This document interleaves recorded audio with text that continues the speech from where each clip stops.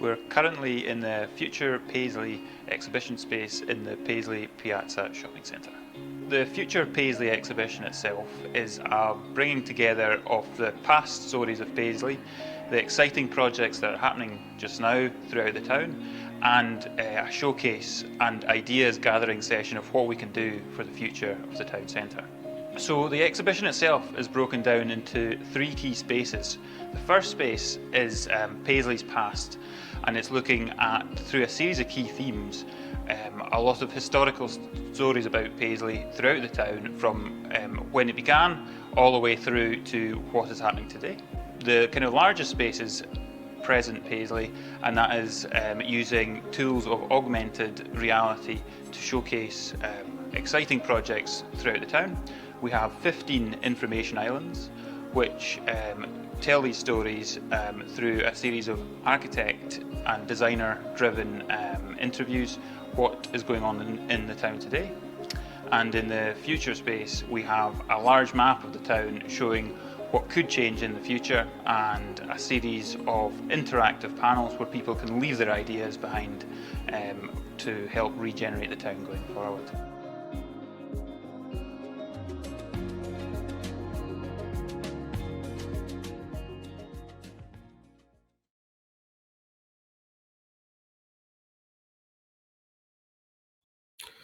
Good afternoon, everybody. Welcome, Paisley, Future Paisley.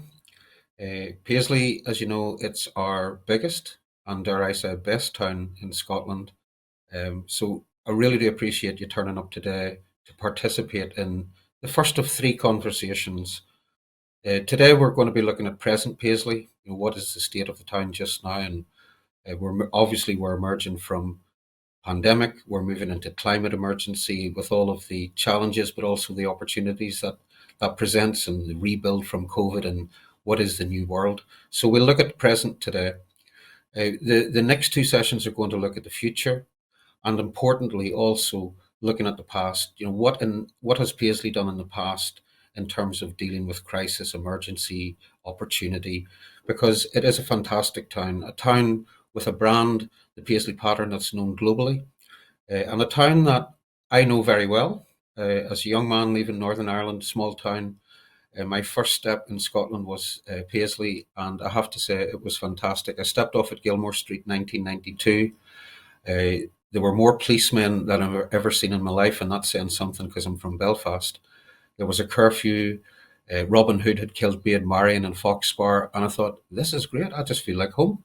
And I spent 12 fantastic years in the town, really came to love the place, from going to watch St Mirren and Love Street to going to the University of West of Scotland to start my first job with Scottish Enterprise in Causeyside Street, my first flat up at Brodie Park, the work that I'd done in Foxbar and Fergusley. I really got to love the town, its people. So I'm glad that you've chosen me today. It could have been Gerald Butler, it could have been Tom Conti, it could have been Paolo Mattini, but I'm sorry, you've got me, you've got Phil. So I'm just going to give you a wee bit of introduction to the platform we're using today. Some of you may not be overly familiar with it. The Hop-In platform is very useful when you're having large conferences. So there'll be a large number of people in today. So basically, there are 5 main areas. You've got the reception, so you can go into the reception and see what's on the sort of itinerary, what's planned in terms of speaking, etc. You're on the main stage now where we're actually having our speakers. There's a chat room. So I would encourage everybody to use the chat room. It's great for conversations, to ask questions, to share ideas. And to be honest, we do rely on your input in terms of shaping the future for Paisley. So please contribute as much as possible. There will be polls that will be shared throughout the event. So again, vote on these polls, and that gives good feedback to the stakeholders in terms of taking things forward. And obviously there's the expo, so there will be opportunities to visit the expo during the event this afternoon. We will be having a number of very interesting speakers to start to think about what is the art of the possible. My day job now is Chief Executive of Scotland's Towns Partnership. Scotland is primarily a nation of towns. We don't have a London. We don't have a Manchester in the combined authority. What we do have is lots of fantastic towns. And I think we need to take a step back and remember how important Scotland has been in terms of its contribution to the world, and in all of that, Paisley's contribution to the world. So Scotland has invented everything from telephones to televisions to penicillin. These inventions alone are the ones that make the headlines. There's whiskey, but also think about what Paisley done. Chemical bleaching and textiles, they actually created an industrial base that created thousands of jobs. And the legacy still in the town. When you take a look at the mills that are still standing and have been reinvented, repurposed for a mixture of residential and office uses, etc. It's fantastic to hold on to that legacy, because it's not often a town has a story that involves a tale that is global. There's more than 6 million people that have recognised the Paisley pattern. It is internationally recognised, and it's something that the town should be proud on. In one image, it tells the story of the town's journey through various stages in the past. But I think moving through this series of events, it's understanding where we came from. There's much more thinking across government, etc., in terms of the importance of place in people's lives, the environment that's directly around them, the opportunities that they have, how important that is. So the whole push towards place and our towns is genuinely something that we need to take more focus on. Everybody's mental health, well-being, happiness is going to be affected by their surrounding environments. And I know some people look quite cynically, because towns have been very, very challenged over the last 30, 40 years. We've hollowed them out. People don't live in the town anymore. They live on the edge of town. They travel further to go to work. So we now have come to the point with the climate emergency where we need to fill that back in. We need towns buzzing with people again, people who create communities, who create consumption, who actually act as passive surveillance across the town. So there's lots of opportunities. And I always think, what are the assets that this town has? And Paisley has them in abundance, from the beautiful architecture, the number of A-listed assets that are second only to Edinburgh. You take a look at the skyscape and the churches, the spires. You take a look at the fact you've got a university, you've got a college, you're fantastically connected with your rail and road network. You've got edge of town retail, you've got cinema provision, you've got industrial parks for jobs, etc. You've got a hospital. So there's a lot of stuff that Paisley needs to focus on.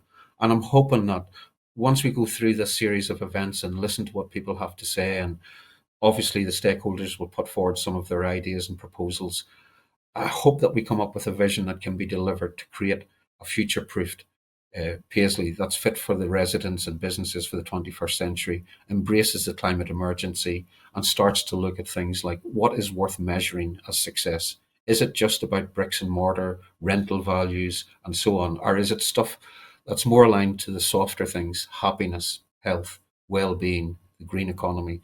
And I hope that it's a mixture of both, to be honest. I think we need economic recovery, but we also need to be doing it in a different way. So without further ado, we have a really interesting afternoon lined up for you. Our first speaker is Dr. Katherine Trebeck. Katherine is the co-founder of the Wellbeing Alliance, and she's also the strategic advisor. So I think it's really interesting just to be able to hear from Katherine in terms of what does the future look like in terms of a renewed Paisley? How can health and well-being play into future Paisley? So we'll be interested to hear what Katherine's got to say. We also have a very interesting guest panel made up of we've got the Council's Head of Regeneration, looking after Paisley Town Centre specifically, George Hunter, who's a very experienced economic development regeneration professional.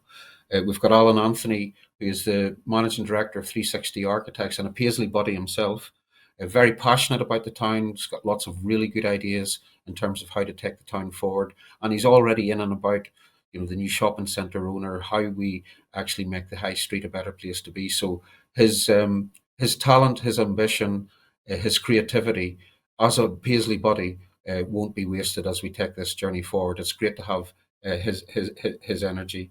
And we've also got Gillian Steele, who's the creative director of ReMode.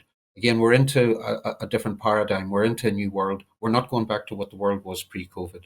We have to think about what the future holds, and it has to be more about nurturing the planet, nurturing the climate, reusing, recycling, renewing, rather than just the wasteful, extractive economic model that we've got just now. So without further ado, I think it's maybe time that we could listen to Katherine and see what Katherine's got to say. So Dr. Katherine Trebeck, co-founder, strategic advisor for the Economic Wellbeing Alliance. Welcome to Paisley, and over to you for your presentation. Thanks ever so much, Phil, and much happier to have you chairing this session than Jared Butler. Hi, everyone. Really great to be with you today. So I've been asked to do the big picture story, and if I can just, that's the slides now. If I can just really stand back and think about some of the economic dynamics that are driving some of the impacts we're seeing on communities and towns around the world. And then what we're going to do is sort of dive into those in the discussion and the panel sessions and reflect how some of those are relevant to Paisley, and also how Paisley can thrive and navigate those dynamics. And I want to start by just recognizing, even prior to the COVID-19 pandemic, there was really widespread and growing discontent with what the economic institutions and governments were delivering compared to what people and planet really need, that widening gap between the outcomes of our economy and the outcomes of our governance systems, and what it is that people really thought mattered most to them, to their children, and to their future. And so I just wanted to share a few things, and I've deliberately chosen Buchanan Street here for some of the more dire statistics. I hope that's okay and feels appropriate. But these are some global surveys that were released just prior to COVID-19 hitting. And across the world, a huge majority were looking ahead and thinking that they wouldn't be better off in 5 years' time. Over half of people were thinking that capitalism, the prevailing economic system with its growth orientation, was doing more harm than good. And people were also, just get my clicker working, people were really recognizing this inequality, the sense of unfairness, and looking at their institutions and seeing how that they were serving the interests of the few rather than that of the great majority of people. And then, of course, COVID hit. And instead of people just wanting a quick return to business as usual, instead what happened is the appetite for change really increased as COVID revealed the deep and stark inequalities in our societies and the fragility of so many people's livelihoods. And just to share a few more surveys that came out through COVID-19, again, huge majorities saying they wanted the world to become more sustainable, more equitable, rather than going back to business as usual. Here in the UK, again, 2/3 of people wanting government to focus on health and well-being rather than GDP growth. And again, similar surveys saying that people wanted a progressive future rather than going back to normal. And if we take these figures at their word and these polls at their word, we see that there is a clear readiness for change. But of course, and it's often been said, polls and statistics like this are people with the tears washed away. So let's look at some of those people. And I think there's a really lovely piece of research that's been undertaken by Bronnie Weir, who's a palliative care nurse. And over the decades that she's been working with people in their last days, she has started to document the regrets that they have shared with her, and she's realized that there is incredible commonality and similarity of what people are reporting as they face the end of their life and they look back and focus on some of their regrets. And these are quite heart-wrenching in a way, because they talk about people wishing they'd had the courage to live a life true to themselves, not what others expected of them. She said that folks had said they wish they hadn't worked so hard, and that this was reported by every male patient that she cared for. She said that people wish they'd had the courage to express their feelings, and that people said they wish they'd stayed in touch with their friends, and I wish that they'd let themselves be happier.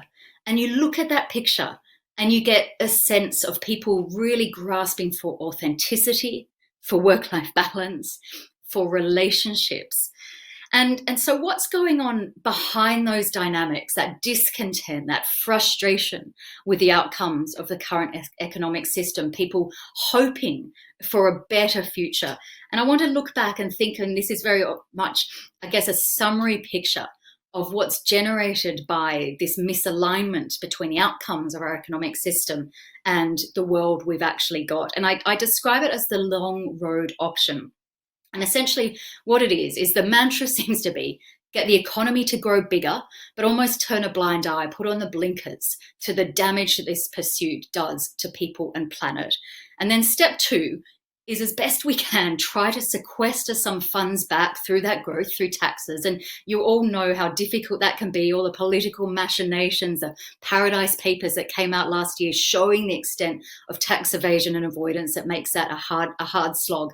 And then what we do with those taxes is we channel some of that money into helping people and planet cope with the collateral damage of step 1. And I was walking through Glasgow a couple of years ago, and these two signs sitting together seem to sum it up quite profoundly. And no disrespect to any CrossFit devotees out there, but in a way, I think this, I mean, a little bit flippantly, but in a way, this sums up the absurdity and the inefficiency of the current setup, in that we're spending a lot of money having to pay for the damage that we do through our growth-orientated economic system. And it comes into the billions, whether it's remedial education linked to poverty and inequality, whether it's a lot of the health treatments that we prescribe for people, whether it's cleaning up after climate change-induced oil spills, whether it's security guards because we're scared of each other.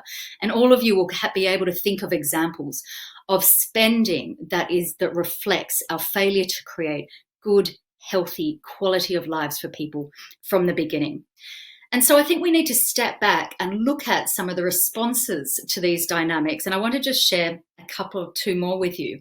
One is the individualization of the response. Instead of sufficiently turning our attention to the economic drivers of the damage we're doing to people and planet, what we have is all too often a focus on individuals that puts the onus of change, the responsibility to act in their court through treatment provision, through coping mechanisms, and dare I say it, an emphasis and a call to just be more resilient. This individualization of the response to what are ultimately wider systemic economic-driven challenges. And linked to that, relatedly, is the extent to which so much of our social policy conversations and responses here in Scotland and in many other contexts are, if we are really, really honest with ourselves, simply about sticking plasters on the downstream damage. And they're not enough looking upstream and focusing on the drivers of change and putting our attention there on preventing harm happening in the first place. Essentially, we're playing whack-a-mole and not looking at the machine that is driving so much damage to our communities and our planet. And so if we're going to mobilize and really think about the extent of transformative change required, it can so often feel overwhelming and a little bit perplexing. And I want to share with you some words that Schumacher wrote in his book from the 70s, actually, called A Guide for the Perplexed. And he says, can we rely that a turning around will be accomplished by enough people quickly enough to save the modern world? And he says, well, look, if we answer yes to that, that will lead to complacency. And he says, if we answer no, that will lead to despair. And then I love this. He says, so what we need to do is put those perplexities behind us and just get down to work. So that's what I want to turn my attention to now, is thinking about what does getting down to work mean in terms of navigating those drivers and the dynamics behind what communities and societies are facing. So the first one is be ready for boldness. Now, these beautiful words, that a revolutionary moment in the world's history is a time for revolutions, not for patching, could very, very easily describe today's situation. We're certainly, as we come out of the pandemic, in a moment of revolution where we need to be bolder than just putting those sticking plasters on the current system. But in fact, they were written by William Beveridge in the midst of the Second World War, when he was daring to look at something that eventually became the National Health Service and our social security system. He was able to look boldly around beyond just patching up. So I think we need to channel those words of Beveridge now as we look to our post-COVID futures. And in terms of content, just the clicker. Can you scroll to the next slide, please? I think my clicker's turned off. Thanks, Brian. in terms of the content, in terms of reconnecting the outcomes of our economic system with the institutions and the economy that is shaped by our institutions, when we think about closing that gap and designing the economy to deliver what people and planet really need, this idea of the well-being economy that's certainly gaining a lot of momentum and a lot of conversation now, I think is really helpful. And at its most basic, it can be described as an economy that is designed for, deliberately set up, deliberately structured in a way to deliver social justice on a healthy planet.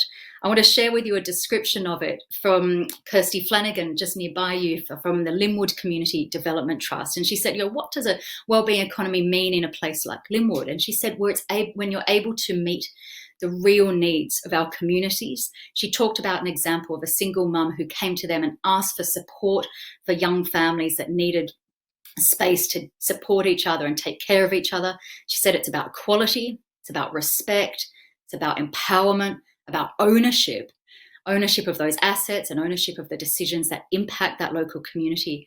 And it's about trust. And I think that gives us a really powerful vision of the sort of goals, the sort of conversation we need to focus on to transform our economic systems towards. And inevitably, as you'll all be thinking, there are lots and lots of changes that are required to get us there, whether that's in how we design our cities, how we shape our tax systems, how we measure progress, what sort of businesses, and so on and so on. There is almost like a jigsaw puzzle of shifts that are required. But if any of you have been doing jigsaws in the last few years, as I'm told a lot of people have been doing, you'll know that the first step is you often start with the corners. So I briefly want to tell you about what I think of as the four corners of a wellbeing economy, and we can dive into some of the detail perhaps later in the Q&A. But essentially, these are purpose, prevention, pre-distribution, and making sure it's people-powered. So in terms of purpose, this is focusing on the true goals of the economy, things like the National Performance Framework, things like outcomes budgeting, really training our gaze on the ultimate goals we're after rather than counting the spending or the inputs to that, but thinking much more orientatedly towards the goals that we're really focused on.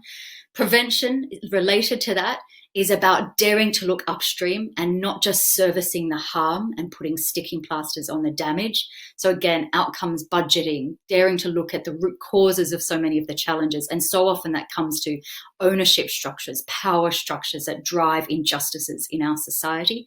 Pre-distribution, admittedly a fairly clunky, ugly term, but to me it's one of the most exciting concepts because it's essentially asking the economy to do more of the heavy lifting, thinking about how can we design our economy in a way that it generates more equal outcomes from the beginning rather than having to turn to government or charities to undo the damage. So things like community wealth building that you all be familiar with is a really good example of that. Living wages, maybe even maximum wages, worker ownership of the businesses that operate so they distribute the wealth locally and to members are all examples of pre-distribution. And then finally, and perhaps most importantly, people-powered. This is things like citizens' assemblies, participatory budgeting, making sure that the decisions that are taken are driven by the people most affected by them.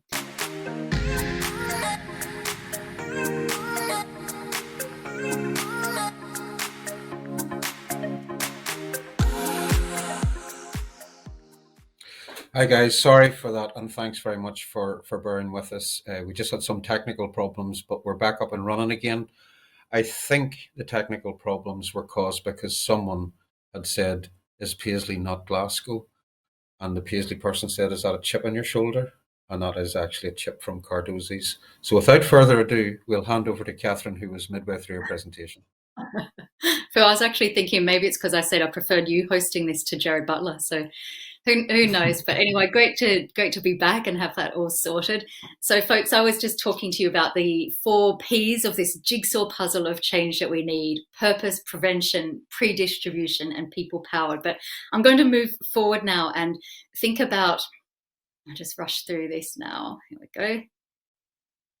How we think about starting to make that change happen. So perhaps less so the what, and more how we might go about approaching change. So my first tip This is brought to you by my little nephew a couple of years ago when he was 3 years old. And any of you will recognize, if you've got young kids or nieces or nephews or grandchildren, how there's that age they go through where they're constantly asking, but why, but why, but why, but why? And I think we need to channel our inner 3-year-old and not take so many of the crises we see facing our communities, our towns, our cities, our societies, and of course, our planetary home. Not at face value, not just look at the symptoms, but channel our inner 3-year-olds and ask why and look upstream until there is no more why to ask. So we understand the root causes and we dive into action there, challenging and difficult though that might be. Second one is we need to think about being fair weather friends of growth rather than its ever faithful followers. So think not in terms of sweeping goals, such as the raw number of businesses in a community or increased in gross value added or the raw number of jobs, but ask what sort? What sort of jobs? What sort of businesses? What sort of growth? So this is about understanding the difference between means and ends, seeing that growth is not a goal in its own right, but if we think about the right sort of growth, it can be a means to the ends that we're truly seeking, that of social justice on a healthy planet. But it also means then paying attention to the direction and the composition of that growth, rather than simply counting its rate in percentage terms. And related to that, we need to realign our measures and our targets with the goals that we really want, not some old realities which assume trickle down and treat individuals as inputs to the economy. And so I want to share with you one idea. This is that might make sense to buddies, to people in Paisley. For me, I would love to see us replace the measures of progress that define our localities, that define our communities, not with percentage of increasing GDP per annum, but things like the number of girls who ride their bikes to school. Because think about, if that number is going up, how many beautiful things are also in place in terms of parents able to afford bicycles, they're able to afford breakfast, the streets are safe, the schools are open and nearby, all those sorts of things are in place. So that may not be the right one for Paisley, but have a conversation about what sort of eye-catching measures that resonate with the sort of communities that people want to see, that people can get behind and demand action on and really track progress, rather than remote abstract measures such as GDP or GVA. I also think there is an incredible amount we can already learn from what's going well in our communities. There are pioneers out there that illustrate the sort of direction we need to go in, and they illustrate where we need to get to. And importantly, they prove not just the desirable change, but they prove that it's eminently feasible. The challenge is that so often, the incredible work, that pioneering activity, is against the grain, and it's often people feeling themselves alone. So we have a job collectively as people who care about the future and want to mobilize for its to bring about change that's necessary, to support them as much as we take inspiration from them. And finally, I want to say that change is hard. It's complex. It can't be done by individuals who work in isolation and don't look upstream sufficiently. It doesn't lend itself to mindsets or measures which demand easy to count quick wins. So we need to embrace, and this I think was a beautiful post-it note that was put on the wall of a workshop I went to many, many years ago, and I grabbed it and have kept hold of it ever since, because I think it points to the sorts of activities that are inherent in building change that we need to see in our communities: relationships, championing the changes, supporting those pioneers, being legitimate. So making sure these conversations are grounded in what communities want, and making sure that communities and individuals are at the forefront of those discussions, being patient because it takes time, and bringing passion to that. But it's also really, really hard graft. So take care of each other and make sure you're having fun along the way. And finally, I just want to say that remember, through collaboration and with asking the big enough questions and the crazy questions, almost anything is possible.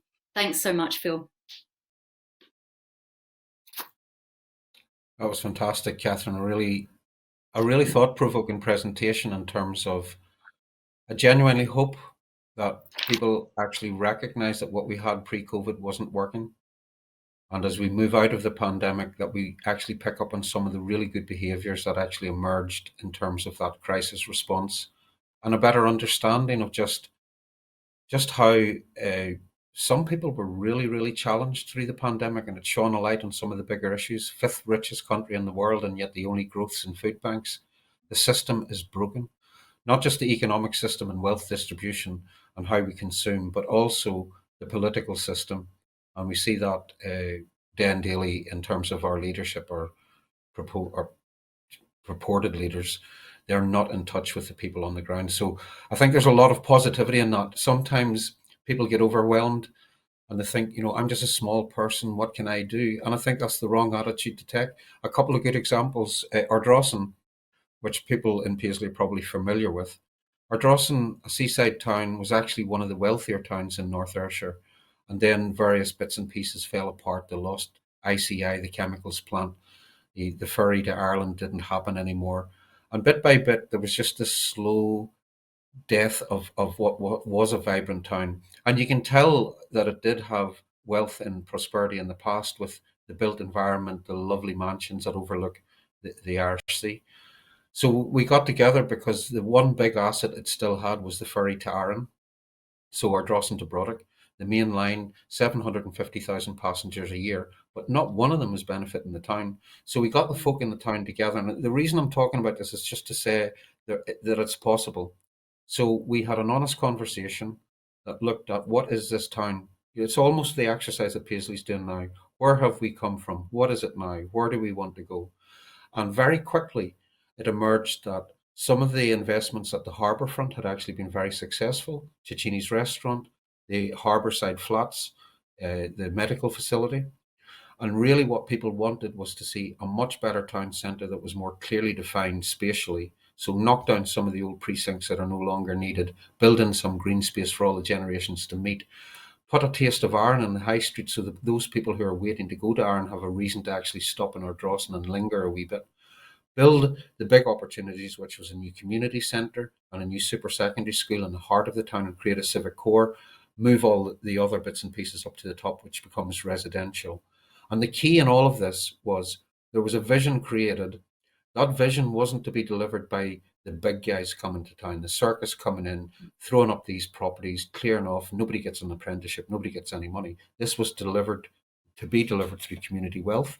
So we looked at building cooperatives of small builders, the slater, the plasterer, the joiner, bringing the college in to train people up so they could get apprenticeships, knowing that there was 5 years worth of work in Ardrossan. And once that was done, we could move on to Saltcoats. We could then move on to, the other surrounding towns like Stevenson and Irvine. So it can be done. And I think that's Todmorden in England. It was sitting next to Hebden Bridge. Everybody wanted to live in Hebden Bridge. It's full of funkiness. It's full of creativity. It's the festival town. Everybody wanted to live in Hebden Bridge. So nobody wanted to live in Todmorden, and they were saying, we're ugly. Why does nobody want to come here? So they just took ownership themselves, and every single spare space of ground was turned into green space. It became flower beds. It became planters. It became allotments. The entire town created an army of inspiration and made the place beautiful themselves. They didn't wait for permission. They just did it. So you can imagine elderly people working with children, telling them how to plant potatoes. Nobody broke anything because it was theirs. They owned it. So don't tell me sitting on your backside moaning and worrying about things you can't fix is the way to go forward. Get off your backside and just get up and do it, because there's plenty of things that you can do and bring your energy to. So COVID lands, everybody's frightened. And the two extremes of human emotions are fear and love. And I think a lot of the nicer stuff came out through COVID, where people actually set their own individualism to the side and actually worked for the betterment of the vulnerable in their community. People stepped up to the plate selflessly. There was a lot of that across the country. Don't want to see that diminishing as we move out of the pandemic. I live in a small village up in the Highlands, and I'll be honest with you, it sort of put me in my place when I seen the efforts that those local folk were doing, delivering food and medicines to vulnerable elderly people who just could not get out, making sure they were connected to, whether it was through mobile devices or even just chatting through the window to make sure that they were aware of what was going on. People just stood up and were counted. And that's what Scottish people are good at doing. There was an emergency to make it happen. So don't lose those good behaviours, because moving out of the pandemic and into the climate emergency, we all need to live different lives and just be much more respectful of people around us, to nurture the planet more, to be less consumptive. And at the policy level, we all need to lobby our politicians to change what is a broken system, both politically and also economically, because it doesn't work for the majority of people. At the minute, the system is set up to work for a handful of people. We are those people. We are that tax base, and through our voices, we can actually be heard and change that system, because we all know it needs changed. So, Katherine, that was fascinating. Thank you very much for your time. We're now going into, are we going for a break, Brian? Or are we going for a panel? So could we open up to the panel and we'll have a discussion? Right. That's great. So we've got Alan, MD of 360 Architects. 360 Architects were commissioned by Scottish Government and STP about 2 years ago to actually develop the future blueprint of the high street in Scotland. And we chose Paisley. Obviously, Alan's passionate as a Paisley buddy. Created a fantastic vision of what the high street of the future could look like.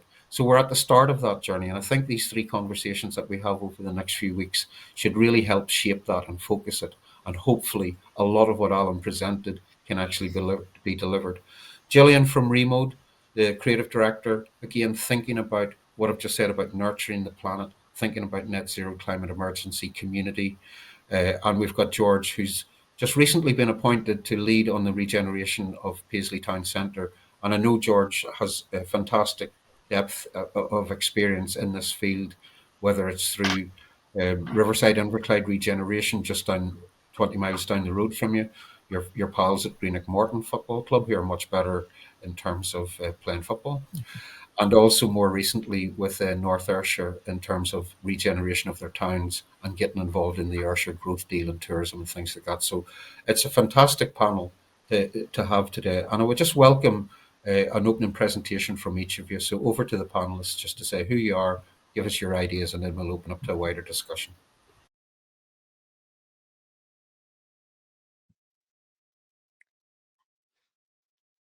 Hello, I'm Gillian and I'm ReMode, and I think I can just press this and my first slide will come up. Good, okay. So we are a shop where we have discarded clothing coming in, and we exchange those for tokens and remoded garments that are made here by volunteers and through our guest makers. And we've also got an extensive education program of practical skills and climate literacy. A big part of what we do at ReMode is developing research in sustainable textiles and clothing, and we also have a broad volunteer program. We're really all about exploring the hyperlocal diversity and plurality of involvement. That should go to the next one. There we go. So yeah, we zone in on a hyper-local potential, and that's really about raising public awareness of the climate crisis, not in an alarmist way, but through hands-on engagement with the actual material substances of bodily covering.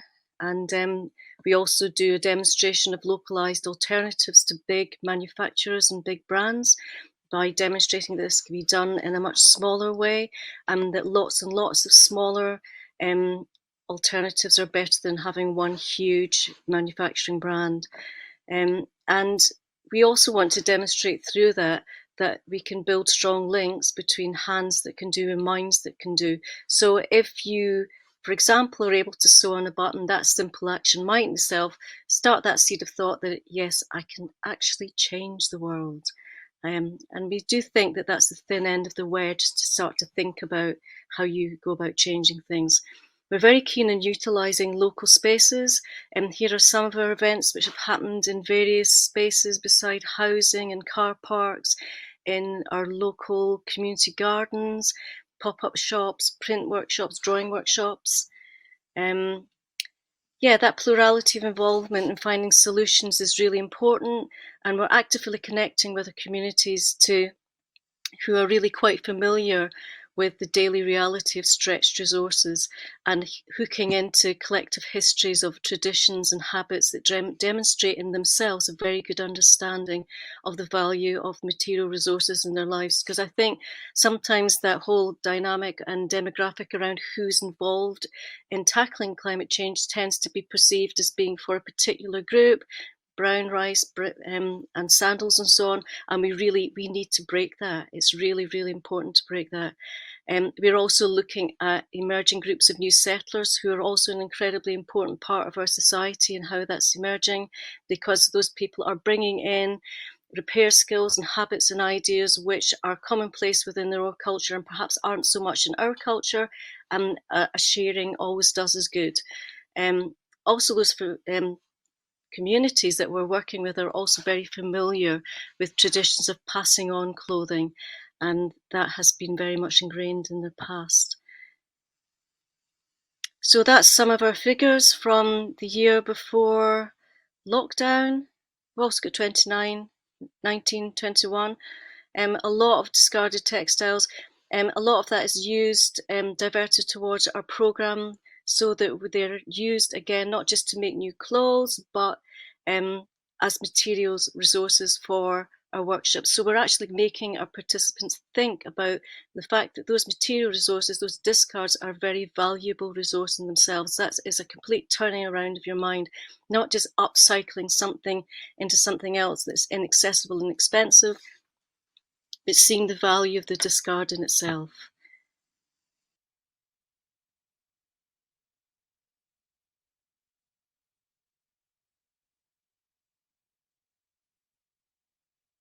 That's grand.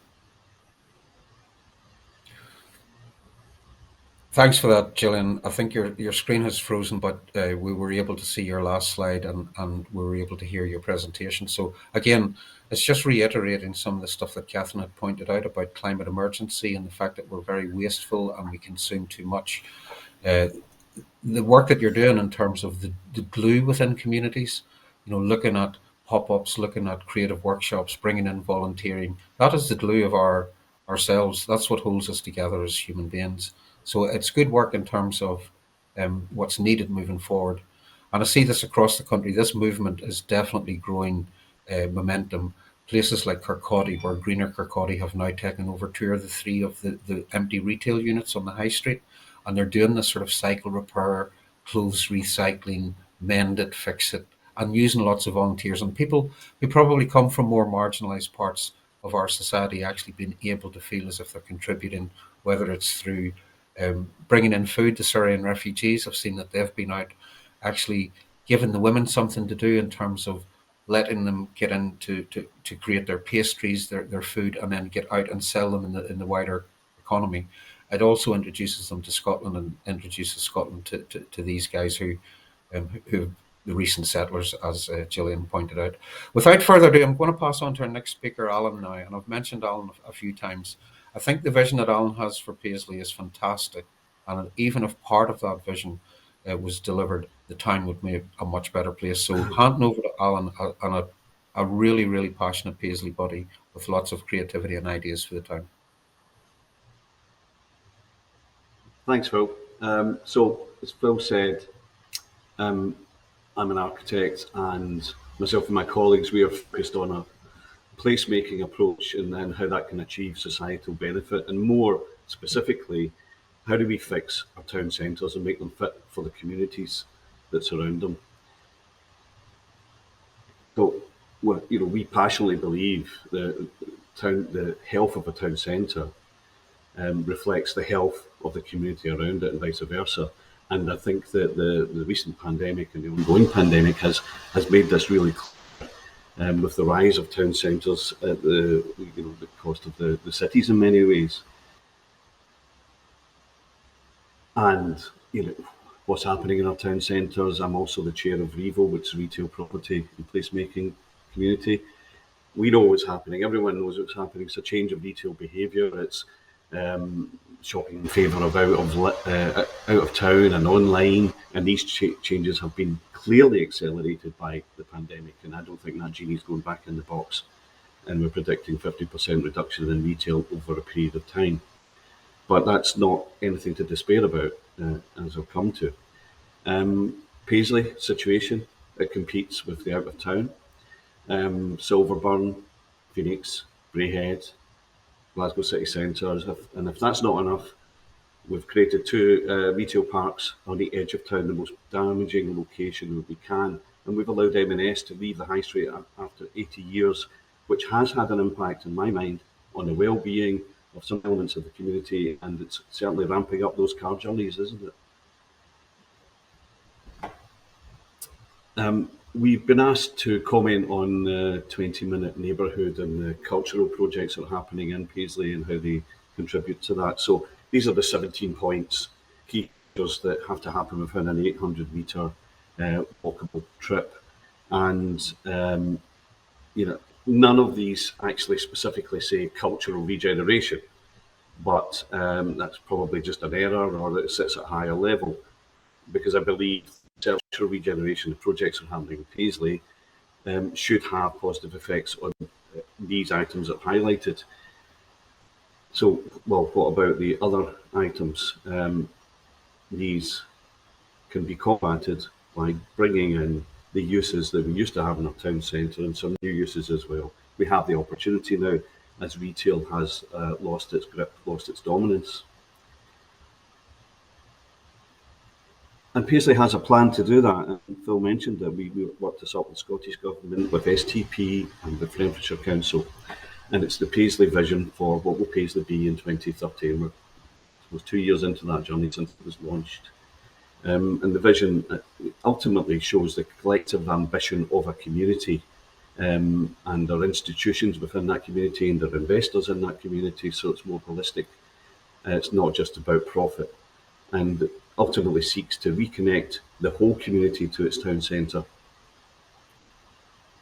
And it's focused right on the centre, and literally the Paisley centre, at the heart of the town, and looks at the repurposing of the Paisley centre as the key to fix the high street and make it fit for the community.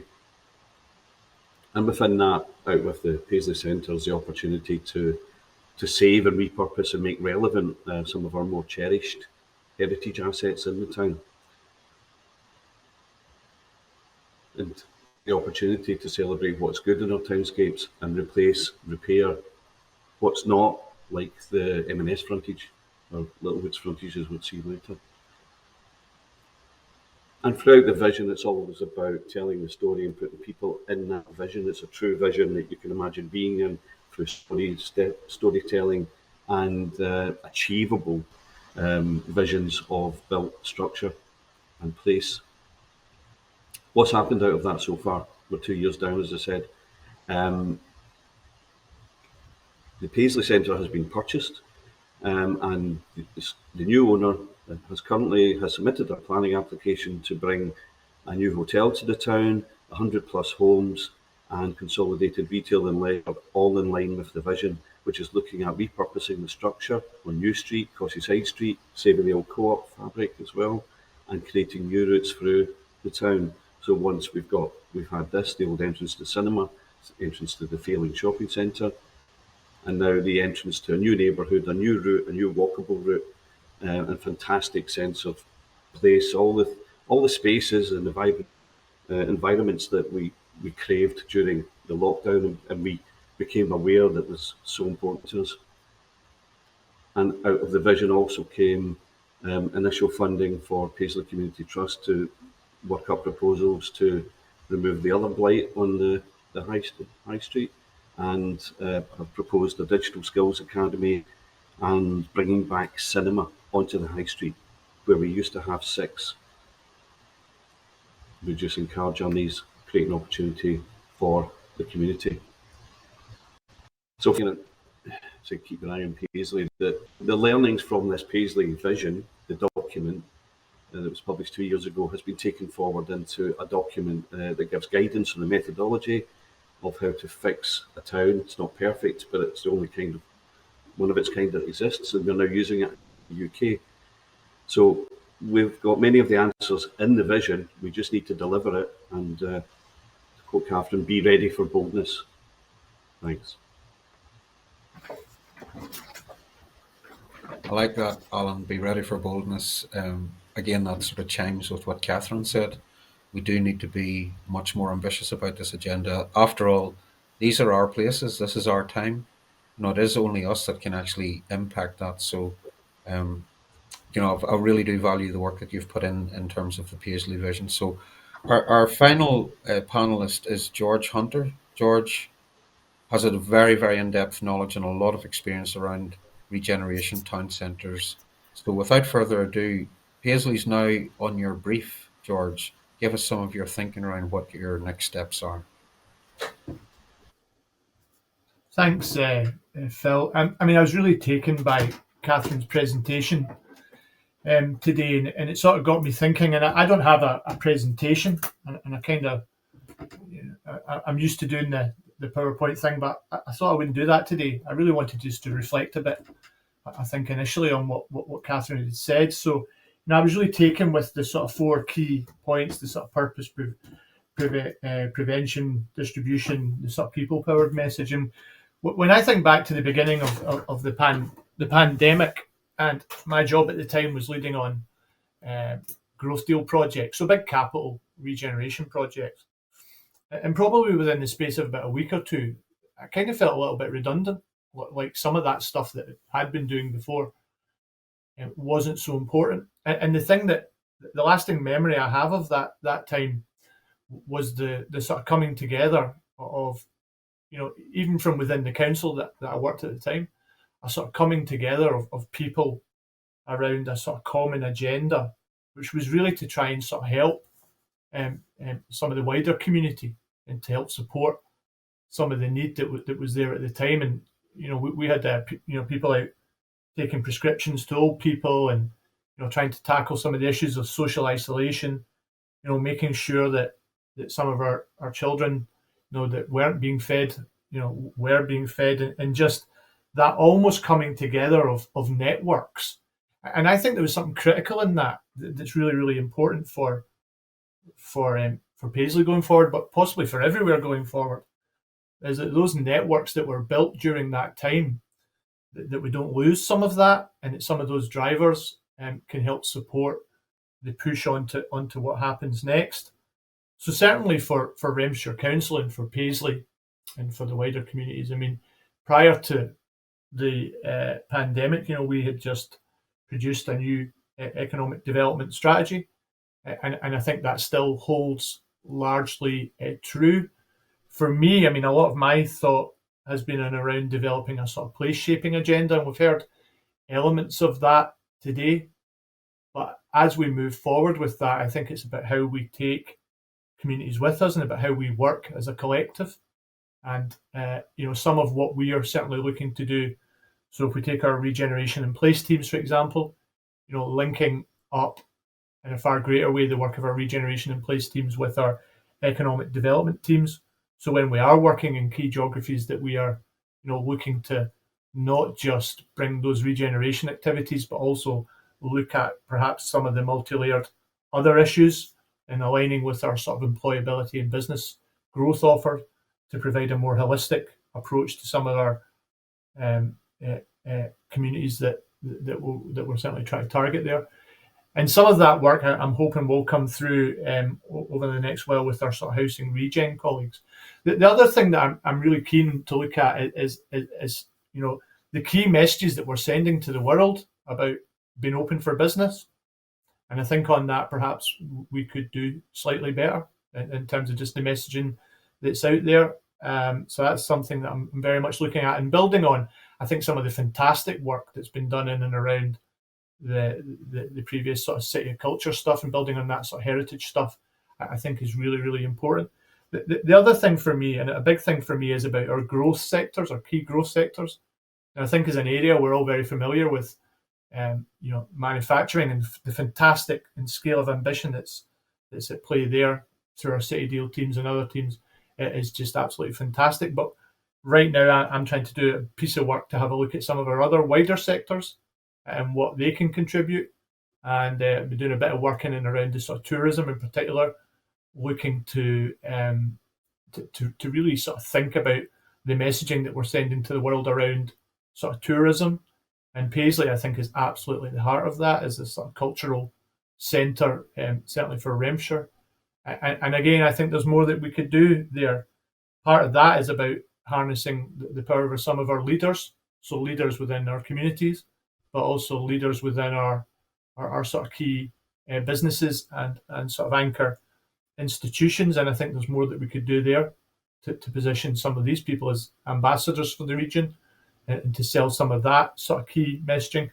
And I mean, for me, and as much as there's been I think it's important that we harness and retain those networks that we had at the beginning of the pandemic.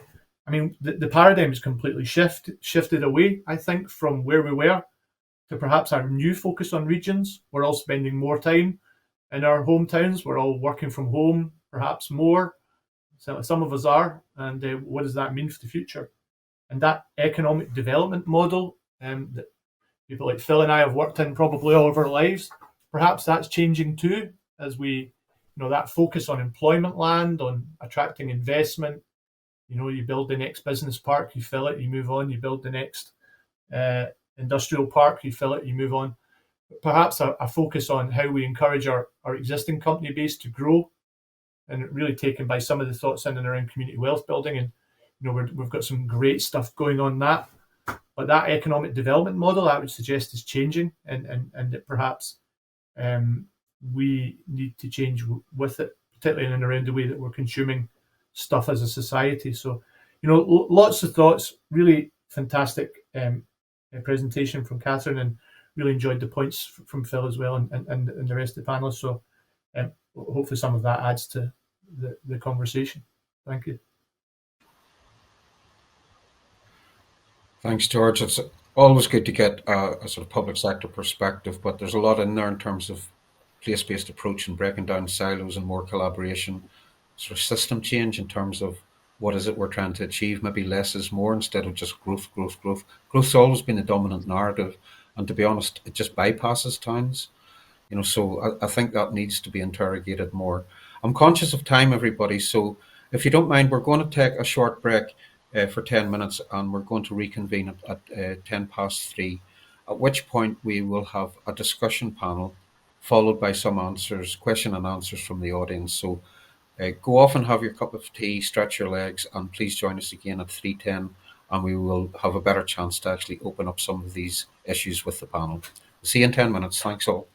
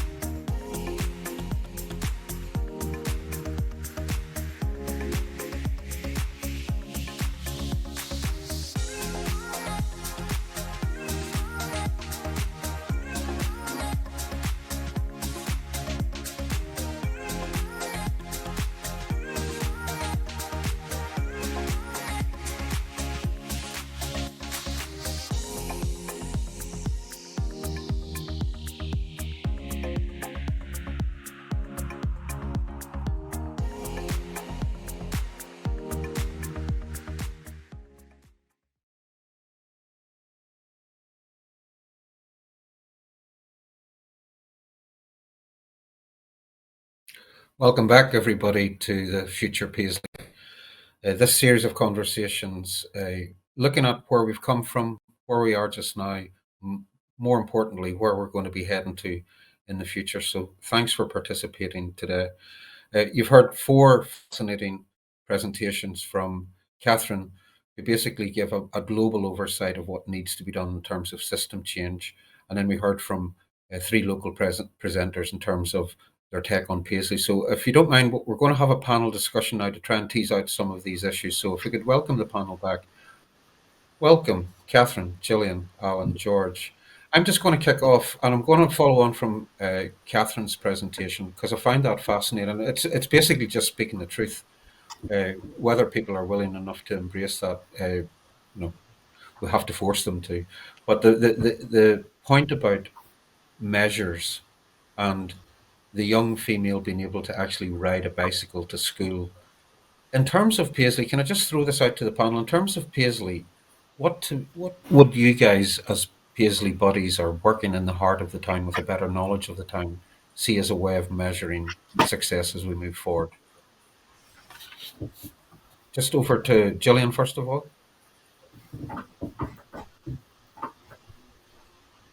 Well, I guess my thoughts are that you would see a lot more young people hanging around in spaces, and that there was a feeling of safety for them and other people around them, rather than a sense of young people around there. There's some kind of, I think there just needs to be a Okay, so creating a more welcoming environment, creating the conditions where young people feel more comfortable in the town. Yeah, Alan, what are your thoughts in terms of measures?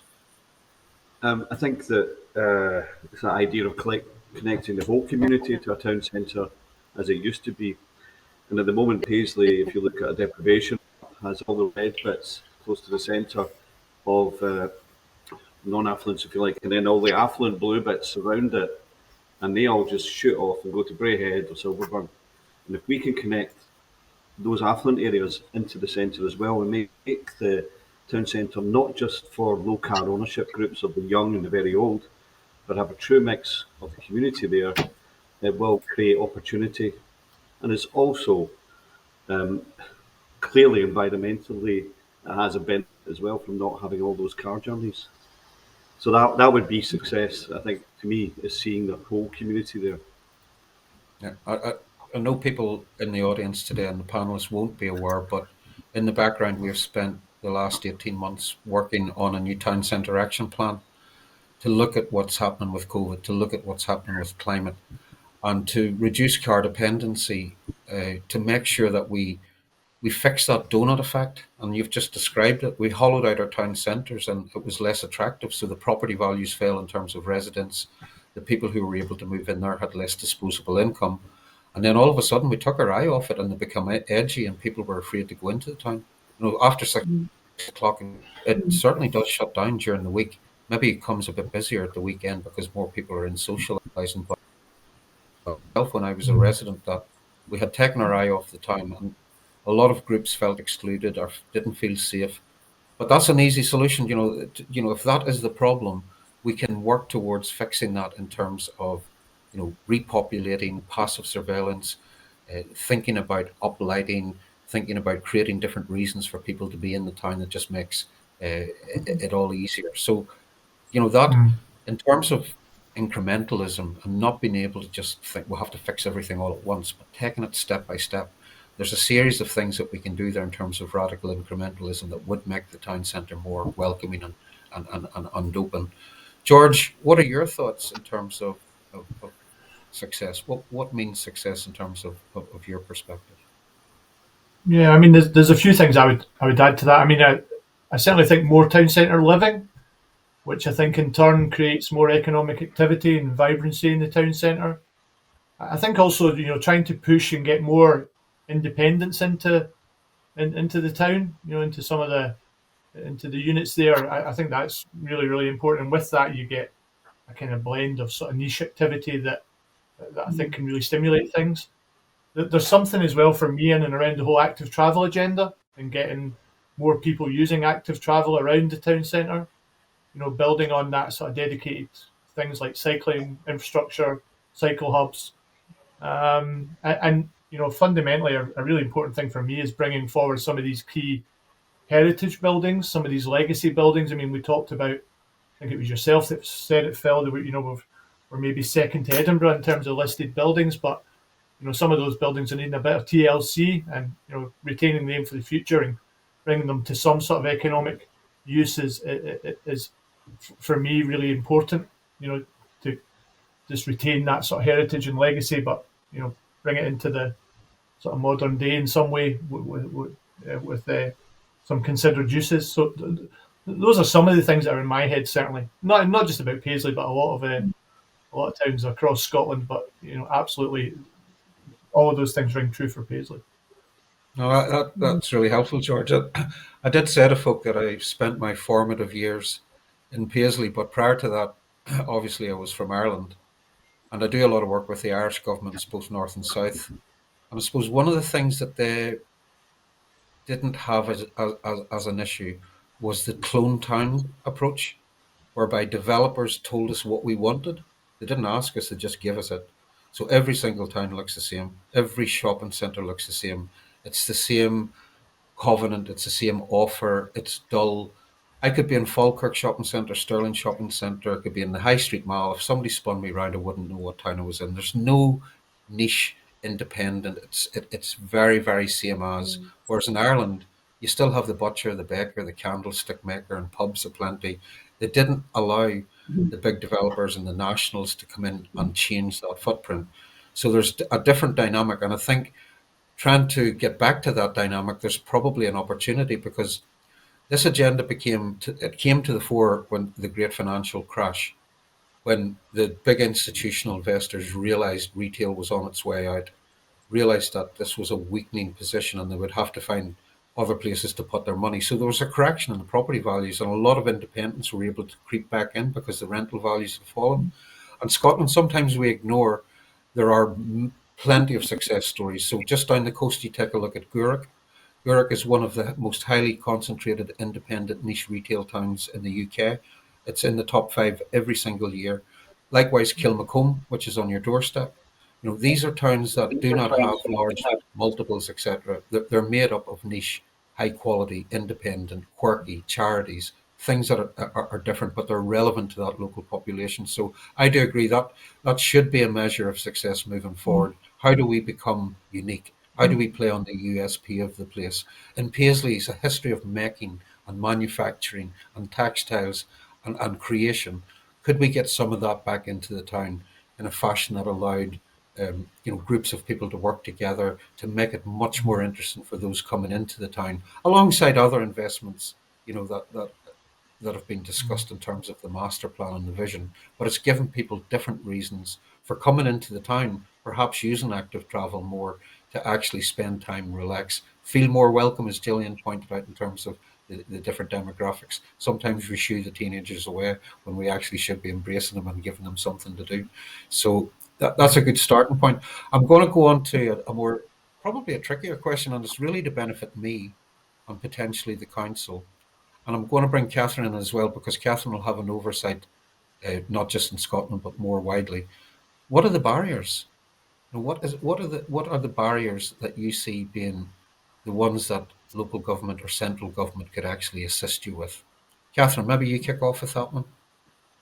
This is a question I get asked a lot, and I think one of the biggest barriers to us making the change is often that we can't dare to imagine something better than we've currently got. And that's why conversations like this and the exercise you heard about from Lateral North at the beginning are so important, is about creating those sparky conversations where people are, I think as you said, Phil, given the permission to think beyond just patching up the current system, and having the spaces and the chance just to think, actually, we can do this transformative change.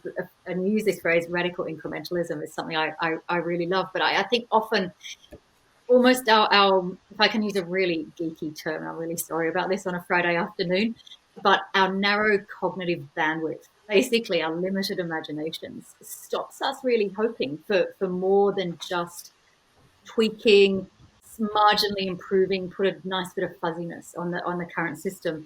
And if it's all right, I want to sort of connect what you were just talking about there with these examples from Gillian and Alan and George to their panel presentations, and particularly through discussion that you've pointed out around the change the way we consume. And I think ReMode is such a great example of that, a very, very different approach to how we treat the materials that we see in our products, in our clothing in particular. And there's something really particular about the way of Gillian's enterprise is operating, because it requires people to be nearby. It requires people to come in, to do the work, to work with the fabrics, to talk to each other. And that speaks to comments that you were both talking about earlier around the army of volunteers, the number of volunteers that underpin ReMode's work, having people staying closer to home. And I think if we get these things right, we can spark off these virtuous circles where people are coming into towns and they're more likely to see the opportunities to volunteer. They're more likely to hang out with each other. And then hopefully they're more likely to be in the same place and able to have these conversations with different members of the community, not just folks they usually work with or just they're in friendship, but they might find themselves sitting on a park bench next to someone several generations different to them and able to have those discussions and learn from each other. So I think it ultimately comes back to imagination. But I do think there's these virtuous circles in the sort of activities that Gillian and George and Alan are creating here that will create the context for us to imagine something better than what we've got. No, that's really helpful, Katherine. I know the next session is actually going to focus on reimagining, so it is going to be looking at the future. So for all the people that are participating today, please be aware that the next of these conversations is around just that. So how do you make your place sticky? How do you make people want to come and stay a bit longer? I think a good take from that, Katherine, is we would probably benefit if our leaders were all 3-year-olds and they could actually use that 3-year-old imagination. They certainly couldn't do any worse. With all this stuff. Yeah, couldn't do any worse than the guys that are in there just now anyway. So, Gillian, what's your take on all of that? I guess I'll talk quickly before I get cut off again by my horrible internet.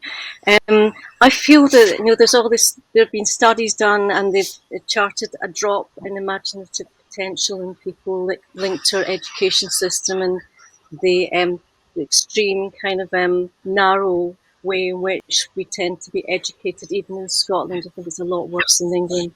But my experience is that communities are very capable of that kind of conjuring and being able to take an idea and push it around. And if you look at something like the Transition Towns movement, there's somebody called Rob Hopkins who wrote this book, From What If to What Is, and he cites various examples of these projects across the globe in all sorts of situations. For example, in Greece, during the severe situation of where there was no money around, and they were being really harshly treated in Greece and within the European Union.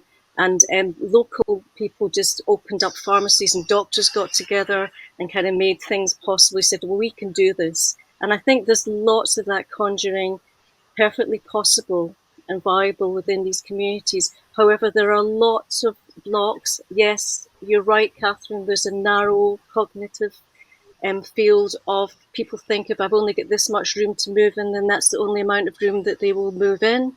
And that has to be changed.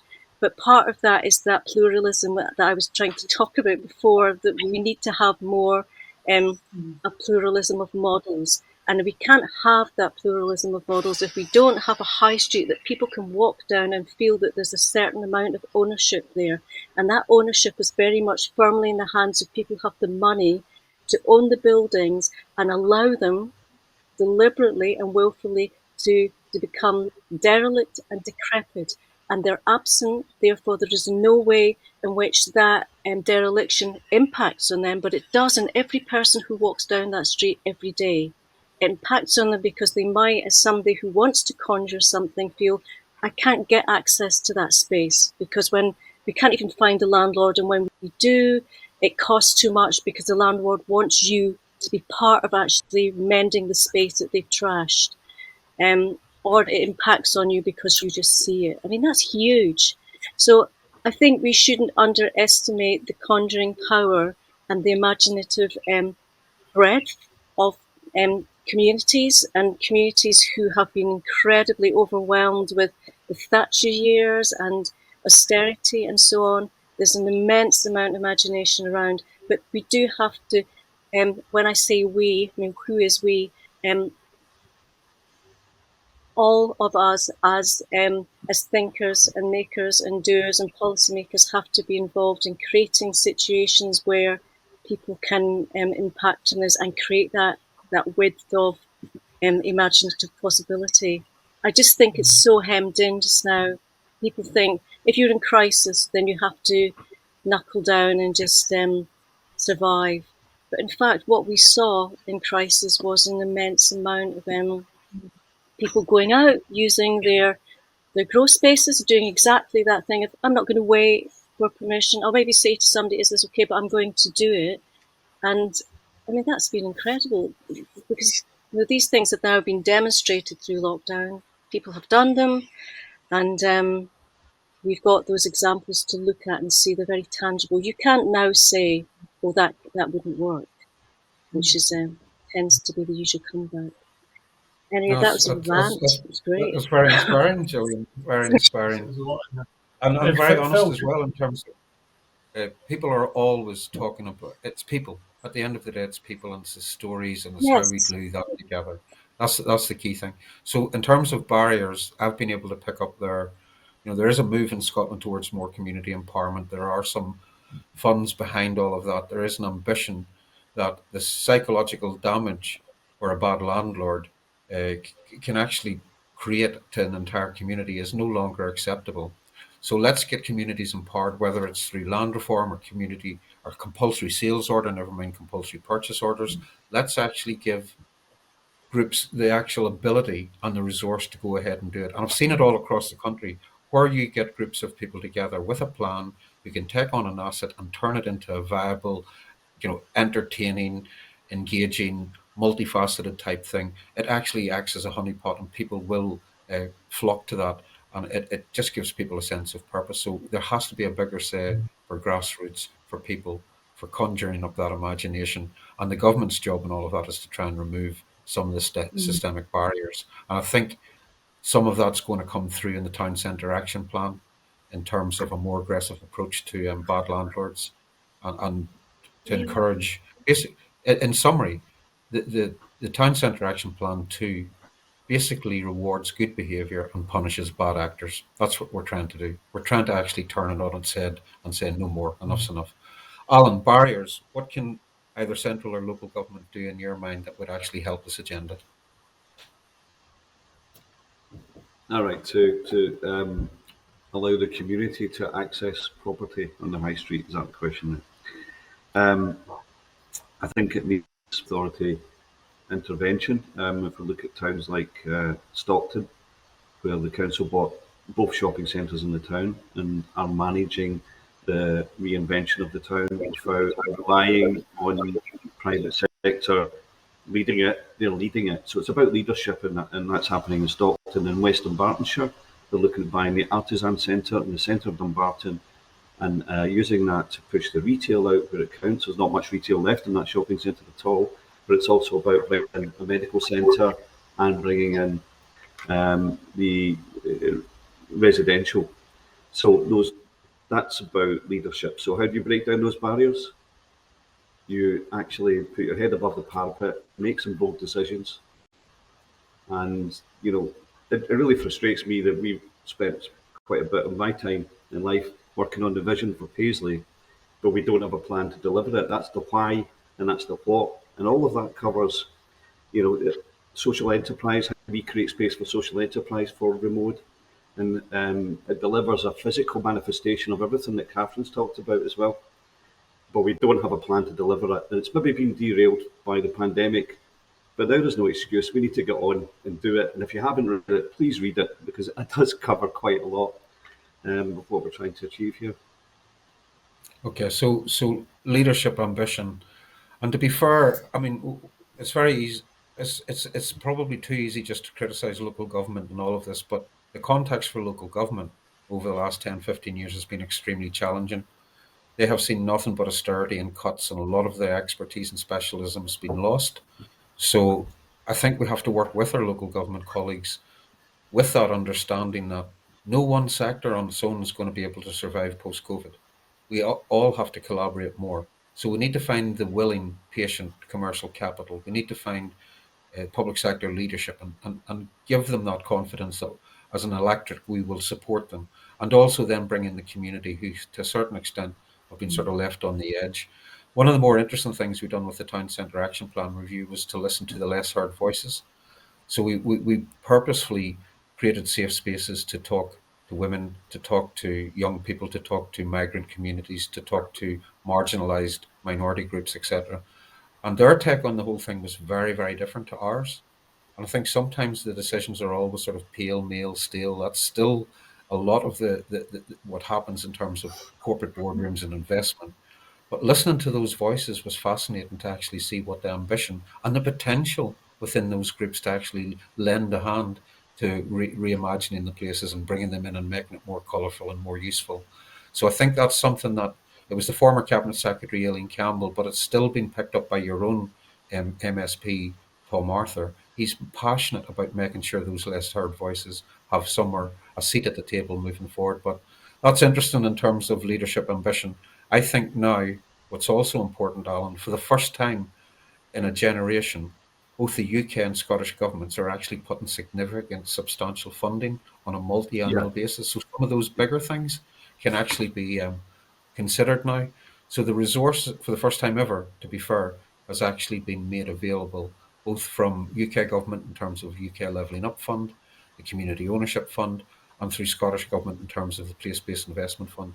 If you add all those things up together, you're talking about £750 million to begin with, and that's just your starting point. That should be used to leverage in at least 3 times that. So, you know, that we should see progress, but it's interesting that leadership ambition has been probably one of the things that has been a sticking point, to be fair. But that's against. If I can respond, Phil. Yep.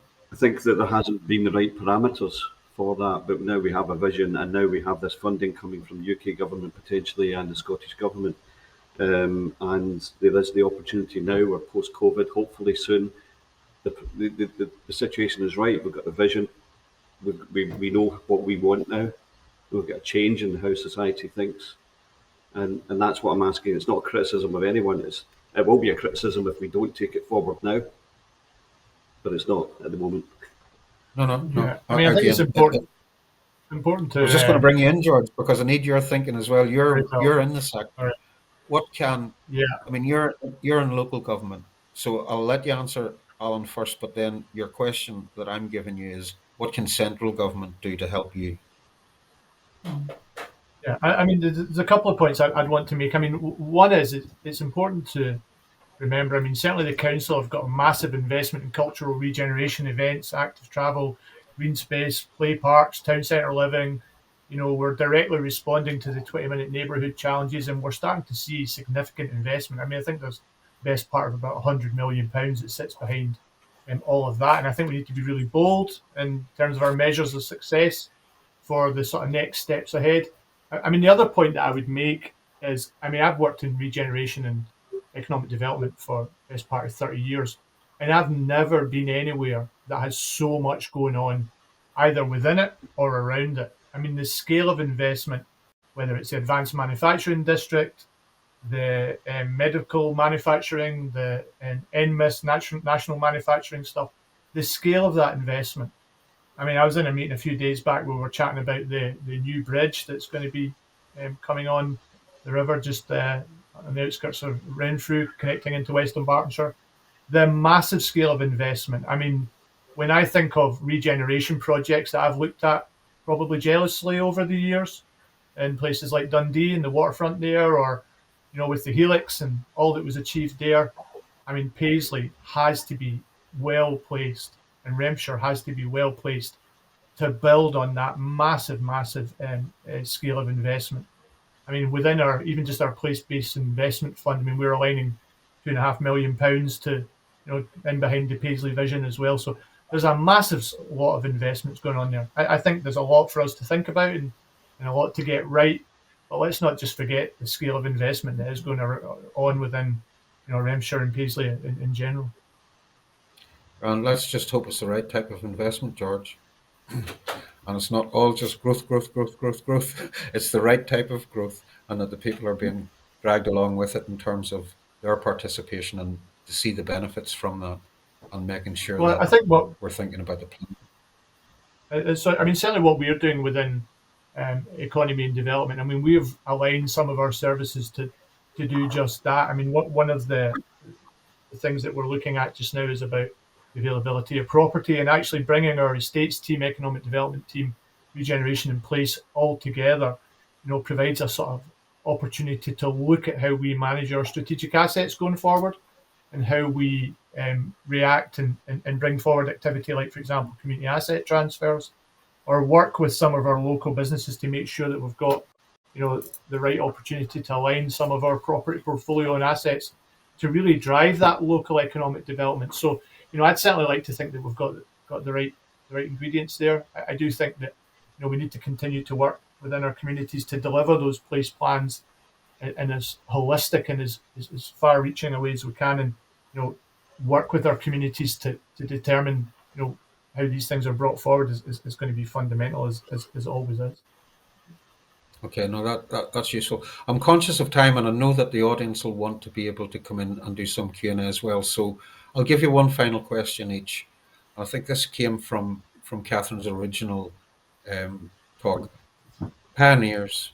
How important are pioneers in this journey? It's always those initial first steppers with that initial energy. How do we support them in their ambition? So I'm going to throw that out. Katherine, first of all, given your more global experience, how can we support, how could the guys in Paisley support those pioneers? Because believe me, there are a number in and around Paisley who are passionate about the town. Alan's one of them. How do we, what can the institutions and the partnerships and the organizations do to actually nurture that and support that? So as I said in the talk, pioneers are vital because they demonstrate not just the desirable, but also the feasible. But it's a hard place to be in. This is ahead of the curve where the path is overgrown. It's easier to come behind and to follow, but often that also is really important, because if you go out on your own and no one else is following you, then what's the point? You're getting lost. So I don't know, people have probably seen that lovely video where the guy gets up to dance and then the next person comes and follows him, and then soon it's a whole crowd. So it's also the followers and those who pile in behind and replicate the example that the pioneers are setting that really, really matters. And you heard from Gillian, they're great examples of pioneering activities. But the key thing is that until they're replicated, they'll be the exception that proves the rule. So in terms of support, it's space, it's making sure there's no regulation that's getting in their way, that they're having to go against the headwinds of the policy regime. It's giving them the sort of the spotlight so that others can hear about it and be inspired. But I think what we were just talking about there, and as George was discussing, speaks to me about one of the most important roles of government, which to me is sort of underwriting community solutions. And that, when it comes to the pioneers that we've heard about, and I suspect people listening here will all be thinking of their own examples of initiatives or enterprises in Paisley that they think, that's a good thing. We need more of that. So the more we can invest in but amplify their work is absolutely vital. If no one hears about them, then they'll just sit on their own and no one else will get inspired and replicate what they're doing and follow their path. Gillian, I would include you as one of the pioneers, but what would you like to see in terms of support from your local stakeholder partner organizations?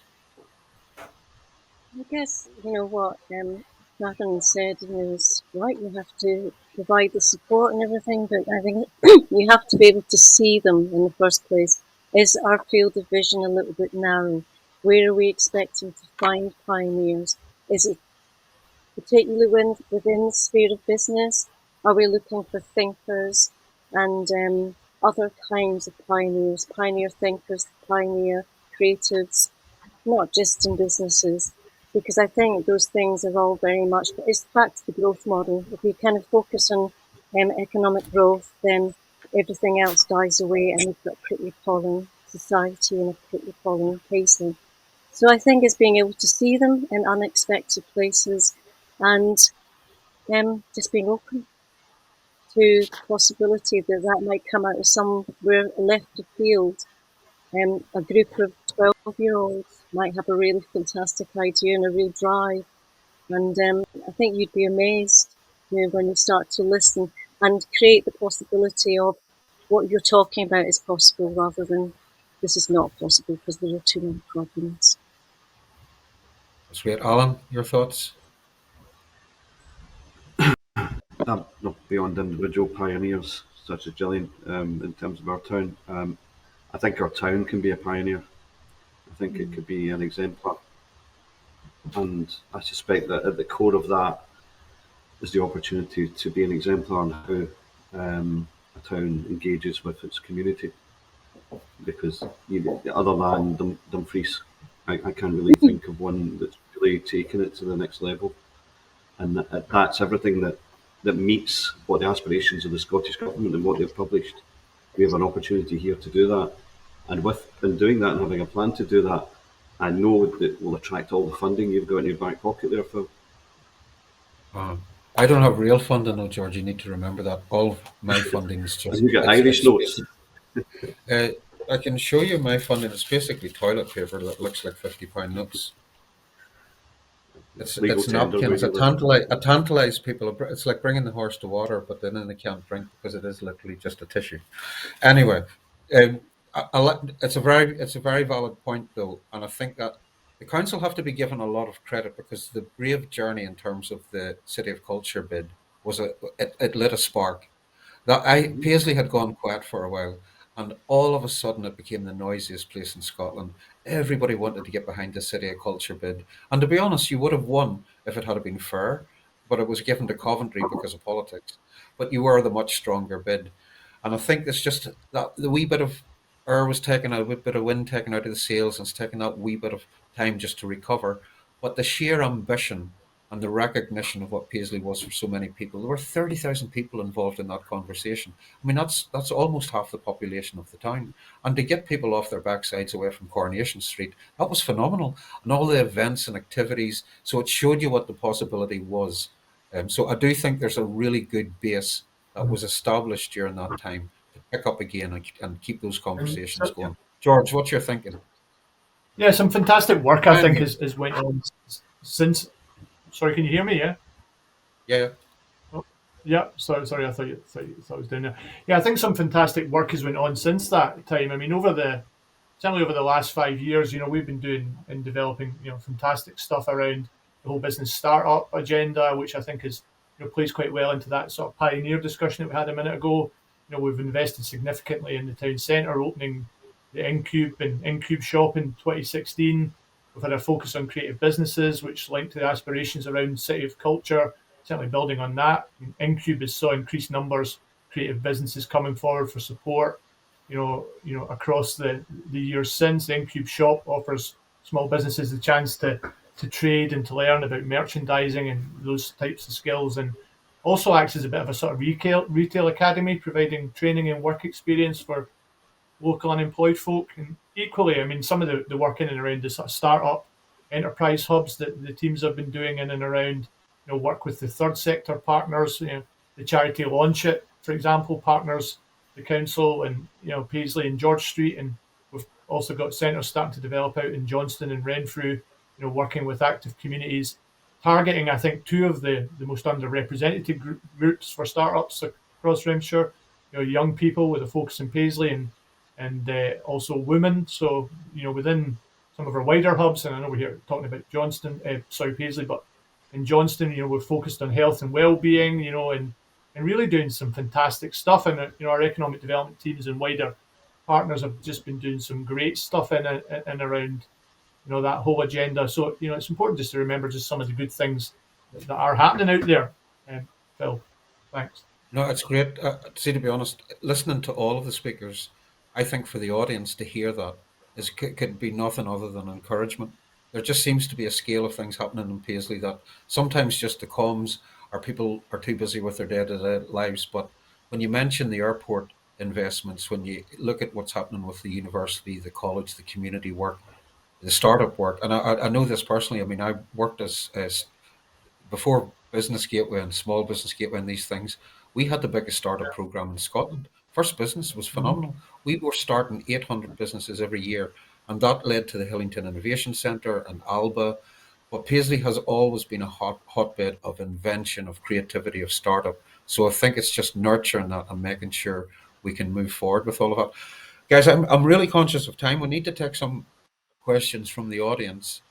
So I see a question coming in from Ian Gilzine, who's a colleague in Scottish Government. He heads up planning and architecture for the Scottish Government. And Ian's done an awful lot of work in shaping the thinking around 20-minute neighbourhoods in Scotland.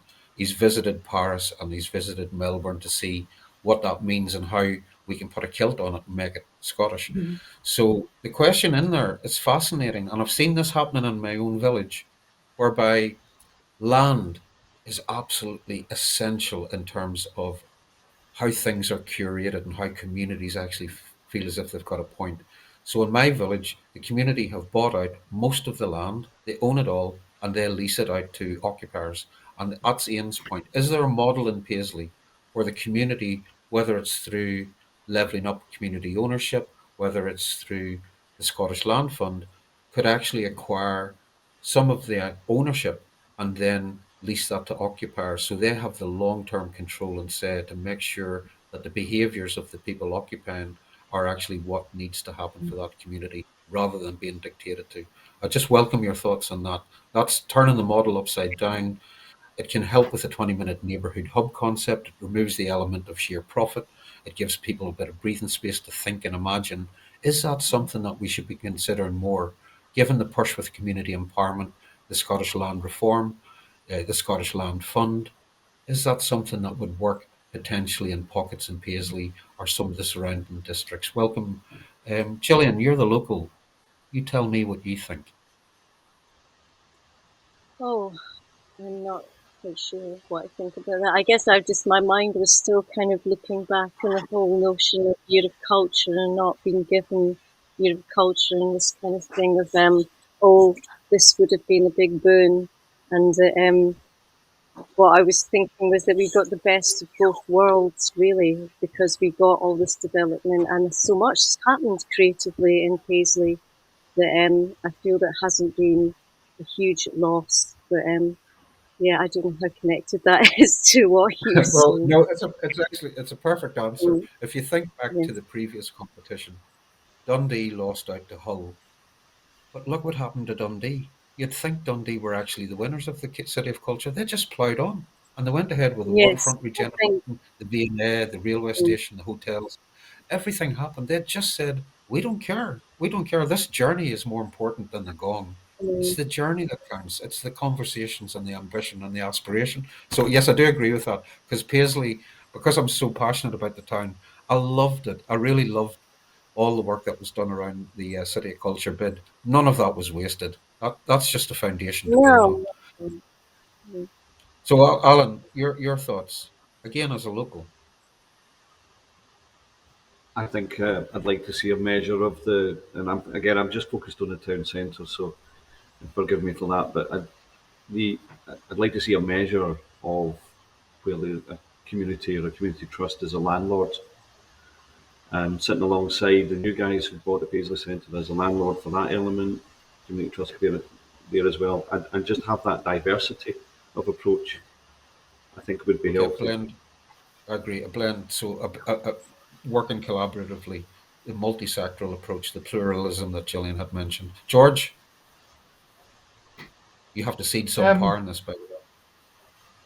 Yeah, I mean, I think there's some great stuff that goes on across Scotland, particularly working with the third sector and sort of wider communities. I mean, we've certainly done some work recently to have a look at our, for example, community asset transfer policy and how we take that forward. And I think fundamental to that is really providing that great support from our economic development teams and others, to those community groups that are out there, so that they kind of, I think, know what they're getting into at times. So quite a lot of the types of requests for buildings that come along, sometimes these buildings can be liabilities. So actually having, a developed business plan and some thoughts about how you're going to, maintain the building as an asset, but also how that runs in with whatever it is you're planning on using it for. I think there's work that we can continue to do to support that through our economic development teams, and aligning again some of that, economic development funding, business planning experience with the types of skill sets that we have on our sort of regen in place team, from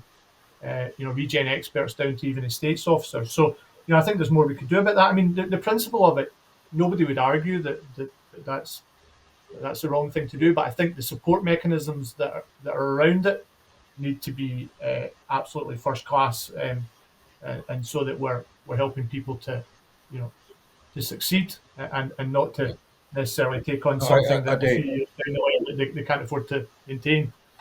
Yeah, but no, there's the hard realities, the harsh realities of the sheer cost of owning, maintaining, etc., and making sure business plans are accurate and revenue estimates are accurate as well. But to me, I mean, I look back in time whenever I was sort of in your role, and one of the things I often did was I would have just seconded some of my expertise out to the community group to work with them for a year or two, so that they would have that linkage back into the myriad of complexity of the public sector. They would know how to navigate that better, build up their skills that allowed them to take that forward.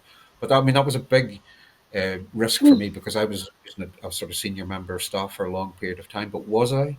Because they were basically out doing the job that I was wanting to achieve anyway. So it was a wee bit radical at the time, but I did have that history of putting fairly senior staff into community groups to actually work with their management team and their board to build in that type of capacity. Because too often it was easy for me to say, well, that's nice. I know you want to have a boxing club and a wee kids dancing class, but do you realise how much that's going to cost? No, we can't give it to you. It was too easy to say no, rather than say, okay, let's just explore this. Let's give you a bit of breathing space. I'll cover those costs for a couple of years, and let's get you up and running, because long term you're going to save me. And it's that sort of taking that long term trust approach, I think, is critical. Again, I'm conscious of time, and we've got a question in here. I mean, just very quickly, sorry, just very quickly, just to come back on that. I mean, we do quite a lot of good stuff like that. I mean, we've recently, for example, through the PACE sort of local youth theatre, we've been helping support their sort of move there, and we've drawn down significant funding through RCGF to help support some of their sort of wider ambition. So absolutely, Phil, what you're saying is right, and I like to think that we're kind of doing some of that great stuff that you kind of outlined there. No, that's great, George. I'm really conscious we're running out of time here, guys. So I'm just going to one quick question, which has come in from Jackie Sands.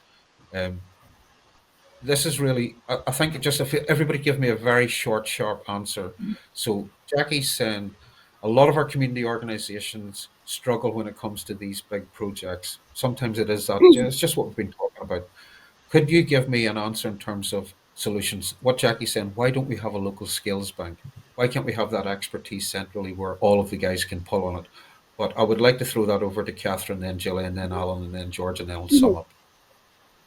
Yeah, I entirely agree. I think there is no reason why we should be expecting individuals or even groups within communities to have at their fingertips all sorts of technical expertise. They have the ideas, the understanding of the challenges, they have proposed solutions, they're going to do the heavy lifting in terms of energy and making something happen. But I think it's just unfair and unrealistic to expect them to have all those sort of detailed business plans and marketing expertise. So the more we can crowd that in from other people and share it and have peer support, there's nothing not to like about that.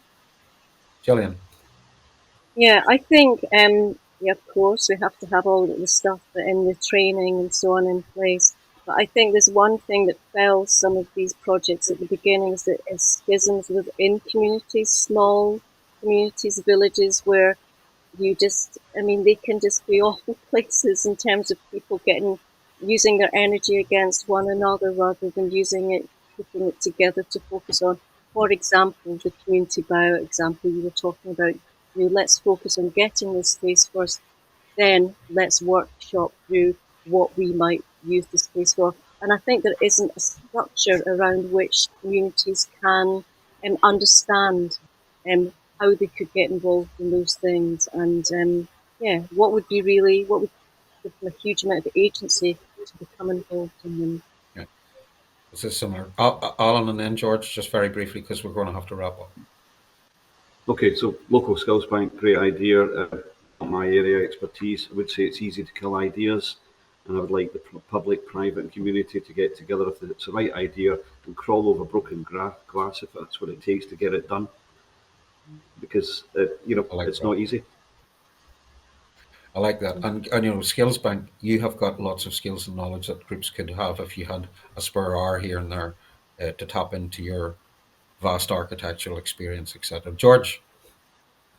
Yeah, I mean, local skills bank sounds fantastic. I mean, certainly as I've moved around, and no doubt you'll be the same, Phil, but there are a lot of almost sort of semi-retired professionals out there that are really keen to give of their time, and quite often you'll find that where they kind of exist en masse, some really great things can happen. So I think it's about how we take some of that energy and just kind of spread that across some of our wider communities where perhaps those skills aren't as transparent, to just help drive some of that local empowerment type agenda. So yeah, in principle, of course, it's a great idea. Yeah.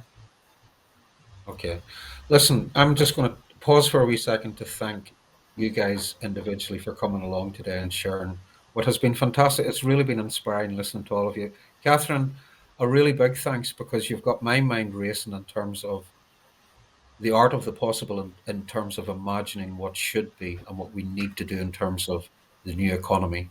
Gillian, it's been great to meet you in terms of a local champion, a pioneer in Paisley. You're one of those first steppers, and hopefully the grass doesn't grow too far in front of you without people coming behind you, because what you're doing is going to become normalized, and you will be basically creating blueprints and examples for people to follow. So it's fantastic. Alan, as you know, I'm passionate about the work you do, because you're the link between the ideas, the person that visualizes it and make it become real, and also the link back to the commercial side of it to actually make it happen, which is critical as well. And George, brilliant to actually hear there's just so much happening. I wasn't aware of half of that. So giving people that encouragement that Paisley has begun its journey again. It's our biggest and best town. I'm not afraid to say that. It's our biggest and best town. The journey has begun again. So before I just finish off this afternoon, I want to make participants aware the next session is for the future. Today was the present. Next session is the future. So imagining Paisley 2050. That's going to be Friday next month, the 11th of March at the same time, 2 p.m. So I would welcome all the participants to go and speak to their friends, their colleagues, their partner organizations, and tell them to get involved. Because the more voices we've got in this, the better we actually end up with results and feedback and outcomes at the end of it. But thanks very much for your time, for your input. And I am definitely going to spend the rest of tonight using my 3-year-old imagination to think what could Paisley be in 2050. Right? Go off and have a pint, hopefully in one of those wonderful establishments in Paisley, because I spent most of my years, my wayward years, in and around them. So have a good weekend all, and thanks very much for your time.